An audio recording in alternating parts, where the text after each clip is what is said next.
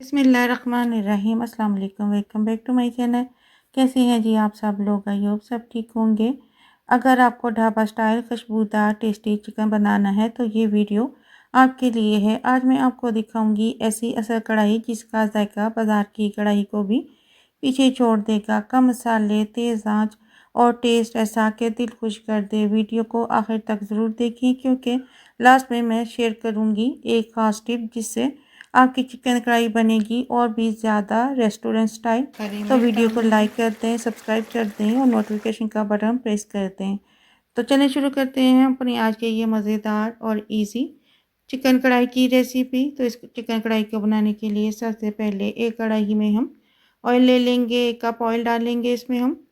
Oil डालने के बाद इसमें हम 2 मीडियम साइज़ के प्याज चॉप करके डाल देंगे और प्याज को हम थोड़ा फ्राई करेंगे। इसको इतना फ्राई करेंगे कि प्याज थोड़ा सॉफ्ट हो जाए। प्याज हम इसलिए यूज़ करेंगे कि प्याज डालने से थोड़ी ग्रेवी ज़्यादा हो जाएगी।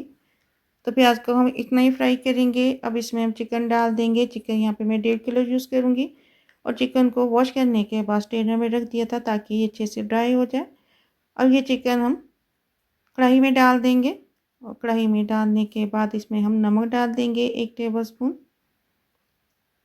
नमक डालकर हम चिकन और प्याज के साथ इसको मिक्स करते हुए चिकन को फ्राई कर लेंगे। 2 से 3 मिनट तक हम चिकन को फ्राई करेंगे और इसको फ्राई करने के बाद अब इसमें हम लहसुन अदरक का पेस्ट डाल देंगे 1 टेबल स्पून। और लहसुन अदरक का पेस्ट डालने के बाद इसको चिकन के साथ हम फ्राई करेंगे। फ्लेम को हम हाई रखेंगे और जब चिकन का कलर थोड़ा चेंज होने लगे तो इसमें हम टमाटर शामिल कर देंगे। 1 किलो टमाटर ले लिए थे मैंने। उनको वॉश करने के बाद उनको मैंने पील कर लिया था, इसके छिलके रिमूव कर दिए थे और सेंटर से हाफ कर लेंगे और इसको हम चिकन में डाल देंगे। टमाटर को हम इस तरीके से फैलाकर डालेंगे और टमाटर डालने के बाद अब हम चिकन में दही डाल देंगे। तो दही मैं यहाँ पे 1 कप यूज़ करूँगी। दही को अच्छे से फेंट लिया था। फेंटने के बाद हम इसको भी चिकन में डाल देंगे। कुटी हुई मिर्च डाल देंगे 1 टेबल स्पून। आप अपने हिसाब से कम या ज़्यादा कर सकते हैं। अब इसको ढककर पकने के लिए रख देंगे और इसको बीच में चेक करेंगे। टमाटरों को मिक्स करेंगे। टमाटर यहाँ पे सॉफ्ट हो चुके हैं। अब इसको ढककर थोड़ी देर के लिए हम और पकाएंगे। आँच हम हाई रखेंगे। अब इसको हम भून लेंगे, इतना भून लेंगे कि इसका पानी ड्राई हो जाए। फ्लेम को हाई रखेंगे ताकि चिकन ज़्यादा सॉफ्ट ना हो। आपको ये मज़ेदार सी और इजी चिकन कढ़ाई की रेसिपी कैसी लगी मुझे कमेंट करके ज़रूर बताएं। तो यहाँ पे चिकन का पानी ड्राई हो चुका है और यहाँ पे हम कुटा हुआ धनिया डाल देंगे 1 टीस्पून। इस नहीं करते हुए जब हम कुटा हुआ धनिया डालते हैं तो उससे बहुत अच्छा फ्लेवर आ जाता है। कुटी हुई काली मिर्च डाल देंगे 1 टीस्पून। हरा धनिया डाल देंगे। हरी मिर्चें काट कर डाल देंगे। अदरक डाल देंगे।